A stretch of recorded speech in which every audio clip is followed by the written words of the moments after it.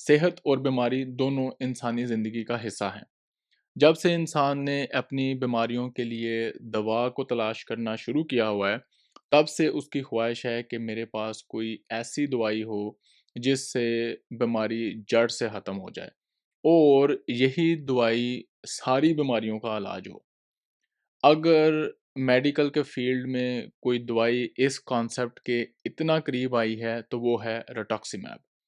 आज की वीडियो में हम डिस्कस करेंगे कि कैसे रटुक्सिमैब का हमें पता चला, कैसे ये डेवलप हुई और कैसे गुर्दे के मर्ज़ में रटुक्सिमैब किस तरह इस्तेमाल की जाती है, किन बीमारियों में इसका हातरहा फ़ायदा है और किन बीमारियों में इसकी बहुत ज़्यादा बेनिफिट देखने को नहीं मिले।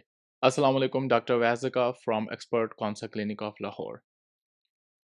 रटुक्सिमैब हमारे पास तकरीबन 1980 से है और इसका आगाज़ हुआ था as a cancer therapy.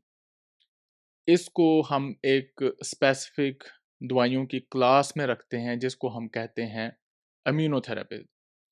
Immunotherapy उस तरह की अद्वियात थीं जिनकी जड़ निकली या जिनके लिए मोटिवेशन मिली उस वक़्त जब साइंसदानों और डॉक्टर्स ने देखा कि कीमोथेरेपीज़ के बहुत ज़्यादा साइड इफ़ेक्ट्स हैं। यानी कि जब हम ऐसे स्ट्रॉन्ग केमिकल यूज़ करते थे जैसे साइक्लोफॉस्फामाइड, क्लोराम्ब्यूसिल, ये वो दवाइयाँ थी जो बोन मैरो को जड़ से ख़त्म कर देती थी, बहुत ही ज़्यादा उसको डिस्ट्रॉय कर देती थी। साइंसदानों और डॉक्टरों का उस वक़्त ये ख़्याल था कि कोई ऐसी दवाई होनी चाहिए, कोई ऐसा तरीका होना चाहिए जिससे हम स्पेसिफ़िक जो कैंसर सेल है उसको सिर्फ़ किल करें और वो इधर-उधर की चीज़ों को ना छेड़े। इसी कॉन्सेप्ट को डेवलप करते-करते साइंसदान आए इम्यूनोथेरेपी की तरफ और इम्यूनोथेरेपी की आगे एक स्पेसिफ़िक टाइप है जिसको हम कहते हैं मोनोक्लोनल एंटीबॉडीज़। मोनोक्लोनल एंटीबॉडीज़ का मतलब है कि ये एंटीबॉडीज़ एक ख़ास सेल्स की लाइन से तैयार की जाती हैं, जो कि एक स्पेसिफ़िक सेल लाइन को ही डिस्ट्रॉय करती हैं। इनको तैयार करने के लिए चूहों का भी इस्तेमाल किया जाता है, घोड़ों से भी कुछ सेल्स लिए जाते हैं और इसी तरह दूसरे जानवर भी इस्तेमाल होते हैं। इन स्पीशीज़ में ये सेल्स ग्रो करके इन सेल्स में से ये एंटीबॉडीज़ प्रोड्यूस करवाई जाती हैं और उनको फिर इकट्ठा करके समझें वायल में बंद कर लिया जाता है। ये मैं आपको इसकी सिंपलेस्ट एक्सप्लेनेशन दे सकता हूँ। अब ये मोनोक्लोनल एंटीबॉडीज़ जो हैं ये डिफरेंट टाइप्स की हैं, इनमें बहुत इनोवेशन भी हो रही है, लेकिन इनमें जो हमारे पास दूसरे नंबर पे स्ट्रॉन्ग मोनोक्लोनल एंटीबॉडी दरियाफ्त हुई थी और जो कैंसर के खिलाफ स्पेशली लिम्फोमास के खिलाफ बड़ी इफ़ेक्टिव साबित हुई वो थी CD20 मोनोक्लोनल एंटीबॉडी जिसको हम रटुक्सिमैब कहते हैं। FDA ने 1986 में इसको पहले एक टाइप के लिम्फोमा के लिए अप्रूव किया, उसके बाद 1997 में किसी और दूसरे लिम्फोमा के लिए अप्रूव किया। नेफ्रोलॉजी के फील्ड में रटुक्सिमैब तकरीबन पिछले 10-15 साल में ज़्यादा एंटर हुई और अब बल्कि रटुक्सिमैब इतना ज़्यादा इन हो चुकी है कि तकरीबन गुर्दे के हर ग्लोमेरुलर के मर्ज़ में हम रटुक्सिमैब यूज़ करते हैं। कुछ अमराज में इसका ज़्यादा फ़ायदा है, कुछ में इसका कम फ़ायदा है। रटुक्सिमैब गुर्दे के किन अमराज में यूज़ होती है और ये कितना फ़ायदा पहुँचाती है, उसमें जाने से पहले मैं आपको जल्दी से बताता चलूँ कि रटुक्सिमैब काम कैसे करती है। रटुक्सिमैब बेसिकली काम करती है बी सेल्स को डिस्ट्रॉय करके। हमारा जो इम्यून सिस्टम है पूरी बॉडी का उसके 2 मेन सेल्स होते हैं, एक होता है बी सेल, एक होता है टी सेल। टी सेल को अभी इग्नोर करें, बी सेल की तरफ चलते हैं। हमारा जो बोन मैरो है जिसमें बेसिकली जनरेटिव सेल्स हैं, जिनको हम हेमेटोपोइटिक स्टेम सेल्स कहते हैं या सिंपल अल्फाज में आप इसको स्टेम सेल भी कह सकते हैं। इनमें से कुछ सेल बी सेल बनने की तरफ डेस्टिन्ड होते हैं, उन्होंने बी सेल बनना होता है। उनको हम कहते हैं पहले प्री बी सेल, फिर उनकी एक स्टेज आती है प्रो बी सेल, फिर ये बोन मैरो में से बाहर निकल के बॉडी के जो गॉड सेंटर हैं जिनको हम लिम्फ नोड्स कहते हैं, वहाँ जाते हैं वहाँ पे ये अपनी अपनी पोस्ट पर बैठ जाते हैं और इस पोस्ट पर बैठने के बाद ये बी सेल्स जो कि प्रो बी सेल थे, ये पहले इमेच्योर बी सेल में कन्वर्ट होते हैं। यहाँ पे उन सेल्स को बॉडी किल कर देती है जिन्होंने अपने ही खिलाफ अटैक करना था, और उन बी सेल्स को रख लेती है जिन्होंने बाहर के जरासीम या कैंसर वाले सेल्स को अटैक करना है। उसके बाद ये immature B cell, mature B cells और फिर आगे मैच्योर बी सेल कुछ स्पेशल सेल्स में चेंज हो जाते हैं, जिसमें प्लाज्मा सेल्स भी आते हैं और शायद कुछ और। जो रिटुक्सीमैब है, वो सिर्फ इमेच्योर बी सेल की स्टेज पे एक्ट करती है, यानी कि वो मौका जिसमें जस्ट बी सेल ने कन्वर्ट होके प्लाज्मा सेल में कन्वर्ट हो जाना होता है। अब इस सारी स्टोरी को बताने का मकसद क्या था, वो मैं आपको आगे चल के एक्सप्लेन करूँगा। अभी आपने सिर्फ ये याद रखना है कि बी सेल की एक ख़ास डेवलपमेंटल स्टेज पर जाके सिर्फ रिटुक्सीमैब एक्ट करती है, ना उससे पहले, ना उसके बाद। अब हम चलते हैं कि कौन-कौन सी बीमारियाँ हैं जिनमें रिटुक्सीमैब गुर्दे के मर्ज़ में यूज़ हो सकती है। उसमें सबसे पहले और सबसे अहम पे चलते हैं मेम्ब्रेनस नेफ्रोपैथी। मेम्ब्रेनस नेफ्रोपैथी की डिटेल को जानने के लिए आप एपिसोड 108 भी देख सकते हैं। लेकिन यहाँ मैं ब्रीफ करता चलूँ कि जब से हमें पता चला है कि मेम्ब्रेनस नेफ्रोपैथी एक ख़ास एंटीजन एंटीबॉडी मैकेनिज़्म के थ्रू होती है, जिसमें आपने अक्सर सुना होगा, स्पेशली अगर आप मेम्ब्रेनस नेफ्रोपैथी के मरीज़ हैं, तो PLA2R एंटीबॉडी हम ब्लड में चेक करते हैं, किडनी बायोप्सी में भी चेक करते हैं। और जो मेम्ब्रेनस नेफ्रोपैथी होती है, जो किसी इन्फेक्शन या मेडिसिन या कैंसर की वजह के बगैर होती है, उसके 80% केसेस इस एंटीबॉडी की वजह से होते हैं। और इस एंटीबॉडी की प्रोडक्शन में बी सेल बहुत ज़्यादा हेल्प करते हैं। तो रिटुक्सीमैब बड़ी देर से मेम्ब्रेनस नेफ्रोपैथी के लिए यूज़ हो रही थी ऑफ लेबल। फिर रिसर्च में बहुत ज़्यादा देखा गया कि रिटुक्सीमैब मेम्ब्रेनस नेफ्रोपैथी में बहुत ज़्यादा हेल्प करती है। उसकी डिज़ीज़ की प्रोग्रेशन को रोकने के लिए, उसका प्रोटीन यूरिया ख़त्म करने के लिए, और ख़त्म हुआ प्रोटीन यूरिया उस स्टेज पर मेंटेन रखने के लिए।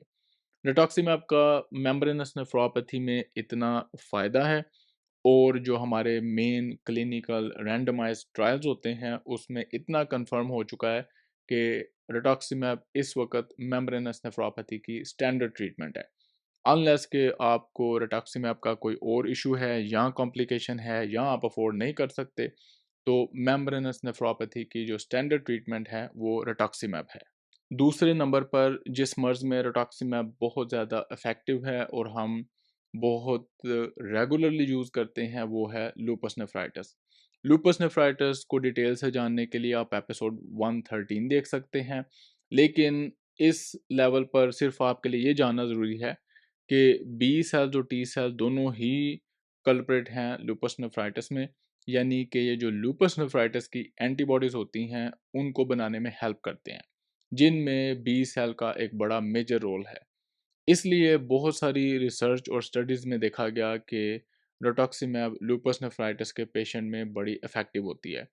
इनिशियल इंडक्शन के लिए भी, जिसमें पहली इन्फ्लेमेशन को ज़बरदस्ती सप्रेस कर दिया जाता है, और उसके बाद मेंटेनेंस फेज़ में भी, जिसमें हम इन्फ्लेमेशन को सप्रेस करके रखते हैं। तो लूपस नेफ्राइटिस उन अमराज में से है जिनमें हम रिटुक्सीमैब रेगुलरली यूज़ करते हैं। और लूपस नेफ्राइटिस में इसी बी सेल की इन्वॉल्वमेंट की वजह से अगली जितनी ड्रग्स पर काम हो रहा है, उनका बहुत ज़्यादा फोकस बी सेल्स पर ही है। इसी एपिसोड 113 में हमने डिस्कस की बेलीम्यूमैब, जो कि अगेन एक मोनोक्लोनल एंटीबॉडी है और बी सेल्स के खिलाफ है। और इसी तरह बेतहाशा बी सेल डिस्ट्रक्टिंग मेडिसिन या इम्यूनोथेरापीज अभी डेवलपमेंटल फेज में हैं, जो कि अगले कुछ सालों में मार्केट में आ जाएंगी। लूपस के बाद हम चलते हैं वेस्कुलाइटिस पे। वेस्कुलाइटिस एक बड़ी ही खतरनाक बीमारी है, स्पेशली अगर ये गुर्दे और लंग्स को इन्वॉल्व कर ले। इसकी वजह से गुर्दा हफ्तों दिनों में डैमेज होता रहता है, और अगर इसको टाइमली ना पकड़ा जाए तो ये आपको एक आधे हफ्ते में ही सीवियर एक्यूट किडनी इंजरी करा के डायलिसिस पर डाल देती है बीमारी, और उसके बाद उसकी रिकवरी के चांस भी बहुत ही कम होते हैं। इसको अभी हम आइंदा आने वाले एपिसोड्स में डिस्कस करेंगे। लेकिन बेसिकली इसमें होता क्या है कि अगेन जिस्म अपने ही सेल्स के खिलाफ या सेल्स के अंदर जो हिस्से हैं उनके खिलाफ डिस्ट्रक्टिव किस्म की एंटीबॉडीज़ बनाना शुरू कर देता है, और इन एंटीबॉडीज़ को बनाने में भी बी सेल्स का बड़ा अहम रोल है। और यही वजह है कि इसके लिए भी रटॉक्सिमैब बड़ी इफ़ेक्टिव ट्रीटमेंट है। इस बीमारी में भी मेम्ब्रेनस नेफ्रोपैथी की तरह ऑलमोस्ट रिटुक्सीमैब जो है स्टैंडर्ड ट्रीटमेंट सेट हो चुकी है। इनिशियली स्टेरॉयड की बड़ी डोज देने के साथ ही हम पेशेंट को रिटुक्सीमैब दे देते हैं। तो जो वैस्कुलाइटिस हैं, स्पेशली वो वैस्कुलाइटिस जो गुर्दे को अफेक्ट करते हैं, उनमें रिटुक्सीमैब एक स्टैंडर्ड ट्रीटमेंट बन चुकी है। फिर हम क्विकली डिस्कस कर लेते हैं एक और डिजीज़ जिसको हम कहते हैं क्रायोग्लोबुलिनेमिक नेफ्राइटिस या वैस्कुलाइटिस। ये आपने नाम याद करने की कोशिश नहीं करनी, क्योंकि आपको पता चल रहा है कि मुझे भी ये नाम पूरा लेते हुए थोड़ी दिक्कत हो रही है। तो आपने तो इसको बिल्कुल भी बोलने की कोशिश नहीं करनी, और मैंने भी इसको बार-बार नहीं बोलना। इस मर्ज़ में बेसिकली होता क्या है, जो ज़्यादा कॉमन है। वैसे ये कई सारी सिचुएशन में हो सकता है, कैंसर में भी हो सकता है। लेकिन जो बहुत ही कॉमन सिचुएशन है स्पेशली पाकिस्तान में, वो है हेपेटाइटिस सी। और स्पेशली अगर आपका हेपेटाइटिस सी ट्रीटेड नहीं है। इस मर्ज़ में क्या होता है कि जो जिस्म ने हेपेटाइटिस सी के खिलाफ एंटीबॉडीज़ बनाई होती हैं, उस वायरस को ख़त्म करने के लिए, उन एंटीबॉडीज़ के खिलाफ फिर जिस्म और एंटीबॉडीज़ बना देता है। तो एक इम्यून कॉम्प्लेक्स बन जाता है, एक समझें कि खिचड़ी पक जाती है।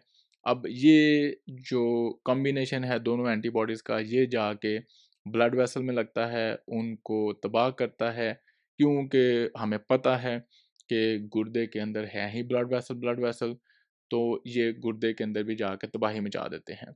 ये भी उन बीमारियों में से एक है, क्रायोग्लोबुलिन वाला जो नेफ्राइटिस होता है या ग्लोमेरुलोनेफ्राइटिस होता है, ये भी उन बीमारियों में से एक है, जिसमें रटुक्सीमैब तकरीबन स्टैंडर्ड ट्रीटमेंट है, और हमने आइडेंटिफ़ाई होते ही, डायग्नोसिस बनते ही पेशेंट को एक डोज़ लगा देनी होती है। अब हम चलते हैं उन मसलों की तरफ जहाँ के रटुक्सीमैब बाज़ सिचुएशन में बहुत इफ़ेक्टिव है और बाज़ सिचुएशन में काम नहीं करती। उनमें सबसे पहला आता है एफएसजीएस, फोकल सेगमेंटल ग्लोमेरुलोस्क्लेरोसिस। इसकी एपिसोड भी आप चैनल में जाके देख सकते हैं। इस सिचुएशन में भी रिटुक्सीमैब बहुत ज़्यादा काम नहीं करती, लेकिन 20% केसेस ऐसे होते हैं, अगर हम एफएसजीएस के 100 लोगों को रिटुक्सीमैब दें, तो उनमें से 20 लोग ऐसे होते हैं, जो कि बहुत ज़्यादा इम्प्रूवमेंट देखते हैं अपने प्रोटीन यूरिया में, अपने किडनी फंक्शन में।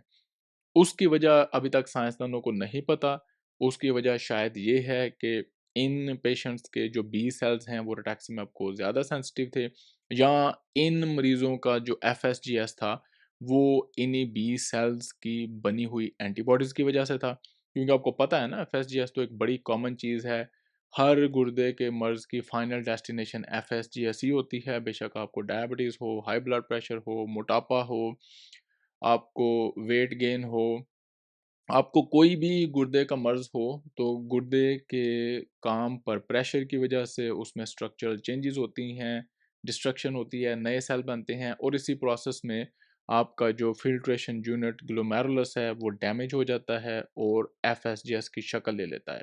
लेकिन कुछ एफएसजीएस के केसेस जो बैठे-बैठे यंग लोगों में हो जाते हैं, या जिनको और कोई मसला नहीं है, उनमें हो जाते हैं, उसको हम प्राइमरी एफएसजीएस कहते हैं। उसमें कुछ एंटीबॉडीज़ हैं, या कोई ऐसा फैक्टर है जो जाके ग्लोमेरुलस को तबाह कर रहा है, जिसको हम अभी तक साइंस में आइडेंटिफ़ाई नहीं कर सके। तो अब ये लोग जब रिटुक्सीमैब यूज़ करते हैं, तो इनमें से कुछ लोगों को बहुत ज़्यादा फ़ायदा होता है, ओवरऑल रिटुक्सीमैब का ज़्यादा फ़ायदा नहीं होता। यही वजह है कि रिटुक्सीमैब एफएसजीएस की सिचुएशन में प्राइमरी मेन ट्रीटमेंट नहीं है। हम पहले दूसरी ट्रीटमेंट यूज़ करते हैं, और अगर वो फ़ेल हो जाएँ या पेशेंट को स्टेरॉइड से उतारा ना जा सके, तो फिर हम उसको कहते हैं कि अब एक रिटुक्सीमैब की ट्राई कर सकते हैं। और आखिर में सबसे अहम है ट्रांसप्लांट पेशेंट्स। ट्रांसप्लांट पेशेंट्स में भी रिटुक्सीमैब बहुत तेज़ी से इन हो रहा है और काफ़ी सारी सिचुएशन में रिटुक्सीमैब को यूज़ किया जा रहा है। उसमें सबसे अहम और इम्पोर्टेंट तो यही है, जो ट्रांसप्लांट में एफएसजीएस के रिकरेंस के केसेस होते हैं, यानी कि आपको एफएसजीएस था, आपका गुर्दा फेल हो गया, आपने ट्रांसप्लांट कराया, फिर एफएसजीएस नए गुर्दे में भी हो गया, तो इन सिचुएशन में हम रिटुक्सीमैब यूज़ कर सकते हैं। जो एक्यूट रिजेक्शन होती है, यानी कि आपके जो गुर्दा है, आपका ट्रांसप्लांट वाला गुर्दा बाहर से आया हुआ, उसके खिलाफ बॉडी अटैक कर देती है, जिसको हम एक्यूट रिजेक्शन कहते हैं। इस सिचुएशन में भी रिटुक्सीमैब बहुत ज़्यादा अहम किरदार अदा करती है। और तीसरे नंबर पे एक डिसऑर्डर होता है लिम्फोप्रोलिफरेटिव डिसऑर्डर। ये भी बेसिकली एक लिम्फोइड टिश्यू का कैंसर है, जो कि ट्रांसप्लांट वाले पेशेंट्स में हो सकता है, क्योंकि जब हम बहुत ज़्यादा इम्यूनो सप्रेशन कर देते हैं ट्रांसप्लांट पेशेंट्स में, तो उनका इम्यून सिस्टम इतना वीक हो जाता है कि वो कैंसर बनने वाले सेल्स को सप्रेस नहीं कर सकता, जिसकी वजह से कुछ लोगों में बोन मैरो या लिम्फोइड टिश्यू बेसिकली जो बी सेल्स और टी सेल्स होते हैं, उनका कैंसर हो सकता है। इस कैंसर की ट्रीटमेंट में भी हम रिटुक्सीमैब यूज़ करते हैं।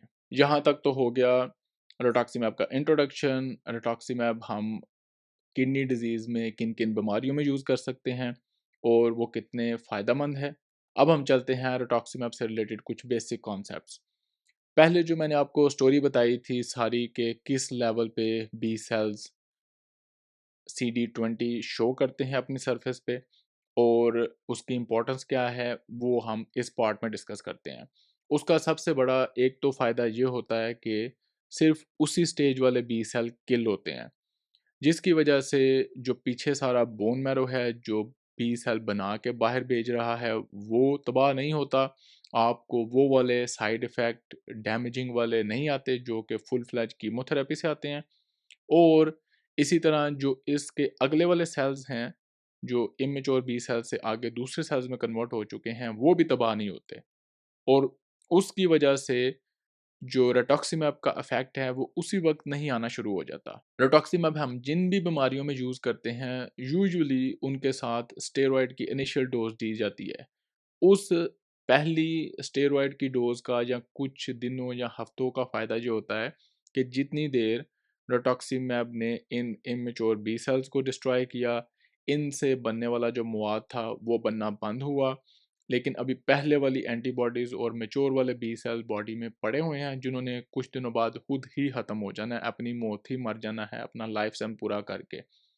तो मीनवाइल उस स्टेज तक पहुंचने के लिए ये स्टेरॉइड्स काम करते हैं और फिर रिटुक्सीमैब किक इन कर जाती है, अपना काम शुरू कर देती है। यही वजह है कि रिटुक्सीमैब की ज़्यादातर केसेस में डोज होती है डे 1, उसके बाद डे 7 या डे 14, फिर डे 30 और फिर 6 मंथ्स और 6 मंथ्स के बाद बहुत ज़्यादा वेरी करता है। इसकी अभी भी कोई स्टैंडर्ड गाइडलाइन सेट नहीं है। बेसिकली यही है डे 1, डे 14, सम टाइम 30वें दिन और फिर 6 महीने के बाद। और इसकी वजह यही है कि एक ये लॉन्ग एक्टिंग ड्रग है और दूसरा इसको पूरी तरह अपना काम स्टार्ट करते थोड़ा टाइम लग जाता है। जिसकी वजह से आपने याद रखना है कि आज आपको रिटुक्सीमैब लगी है, तो आपने स्टेरॉइड की तरह कल इसका फ़ायदा देखने नहीं बैठ जाना, बल्कि इसका फ़ायदा कुछ हफ्तों बाद, महीनों बाद जाके शुरू होता है। यही वजह थी कि मैंने इनिशियली समझा कि आपको एक्सप्लेन किया जाए कि क्यों रिटुक्सीमैब बी सेल की सिर्फ़ एक ख़ास स्टेज पर जाके ही काम करती है। अच्छा जी, उसके बाद रिटुक्सीमैब का जो इनिशियल पेटेंट था, जिस कंपनी ने इसको बनाया था और सिर्फ़ उसी को इसके बनाने का हक था, वो ख़त्म हो चुका है। जिसकी वजह से अब तकरीबन हर बंदा समझें कि जिसके पास भी पैसे हैं और स्किल है, वो रिटुक्सीमैब बना सकता है। यही वजह है कि कई कंपनियाँ, कई तरह की रिटुक्सीमैब अवेलेबल है और हमें पता नहीं है कि शायद रिटुक्सीमैब जो किसी बीमारी में सही फ़ायदा नहीं पहुँचा रही, उसकी ये वजह तो नहीं कि ये उस तरह की ख़ालस दवाई नहीं है सिंपल अल्फ़ाज़ में, या इसकी केमिकल कंपोज़िशन उतनी स्ट्रॉन्ग और वेल मेंटेन्ड नहीं है जैसा कि इनिशियल कंपनी या मेन इसका जो फाउंडर था, वो बना रहा था। रटॉक्सिमैब में ही नया फार्मूला आ रहा है सबक्यूटेनियस रटॉक्सिमैब, जिसकी शायद डोजिंग इससे भी ज़्यादा लंबी हो और उसको इन्फ्यूज़ करने में थोड़ी आसानी हो जाएगी। अभी आपने याद रखना है कि रटॉक्सिमैब जब इन्फ्यूजन आप करने जाते हैं, ये आईवी ड्रग है, ये आपकी वेन में नाड़ में लगती है। इसको 1 घंटे से ज़्यादा भी लग सकता है, इसका रिएक्शन भी हो सकता है, इसके साइड इफ़ेक्ट भी उसी वक्त एक्यूट वाले हो सकते हैं, जिसकी वजह से आपको 2-3 और दवाइयाँ इस इन्फ्यूजन के साथ दी जाती हैं ताकि आपको कोई इमीडिएट रिएक्शन ना हो जाए। इन सारे रिएक्शन से बचने के लिए ही ये सबक्यूटेनियस फार्मूला डेवलप किया जा रहा है, जो कि हो सकता है मार्केट में बड़ी जल्दी अवेलेबल हो जाए। इस एपिसोड की समरी कर लेते हैं। रिटुक्सीमैब बी सेल्स को डिस्ट्रॉय करती है। बी सेल से बनने वाली जो एंटीबॉडीज़ हैं, जो कि ग्लोमेरुलर डिजीज़ करवाती हैं, वो बेहतर होना शुरू हो जाती हैं। कुछ बीमारियों में ये बहुत ज़्यादा इफ़ेक्टिव है, बहुत फ़ायदा पहुँचाती है, और कुछ बीमारियों में ये इतना फ़ायदा नहीं पहुँचाती, उसमें अभी भी रिसर्च चल रही है। रटॉक्सीमैब के उस तरह के साइड इफ़ेक्ट्स नहीं हैं जिस तरह के बाकी स्ट्रॉन्ग मेडिसिन के या कीमोथेरेपी के होते हैं, लेकिन फिर भी रटॉक्सीमैब आप अपनी डॉक्टर के इंस्ट्रक्शन के बगैर इस्तेमाल नहीं कर सकते। इसके लंबे चौड़े प्रोटोकॉल्स हैं और ये बड़ी ही कॉम्प्लिकेटेड ड्रग है, इसकी डोजिंग बड़ी कॉम्प्लिकेटेड है। तो आपने बेसिकली ये ड्रग अपने डॉक्टर के साथ ही मिल के लेके चलनी है। उसके बगैर आपने इसकी तरफ ना देखना है, ना सोचना है, ना मशवरा करने चले जाना है कि जी मेरे हमसाये ने या मेरे दोस्त ने रिटॉक्सिमैब लगाई थी तो मुझे भी रिटॉक्सिमैब लगा दें। इस दवाई को यूज़ करने के लिए आपने अपने स्पेशलिस्ट से कॉन्टैक्ट करना है। बेशक वो आपका कैंसर का डॉक्टर हो, बेशक वो आपका वैस्कुलाइटिस वाला डॉक्टर हो, बेशक वो आपका गुर्दे का डॉक्टर हो। आपने अपनी ओपिनियन और कमेंट्स ज़रूर शेयर करने हैं और मुझे इंतज़ार रहेगा, क्योंकि रिटॉक्सिमैब के ऊपर एपिसोड की बहुत ज़्यादा डिमांड थी और हर ग्लोमेरुलर डिजीज़ का पेशेंट रिटॉक्सिमैब के बारे में जानता है। आपने अपना एक्सपीरियंस ज़रूर शेयर करना है। मुलाकात होगी अगली वीडियो में। अल्लाह हाफ़िज़।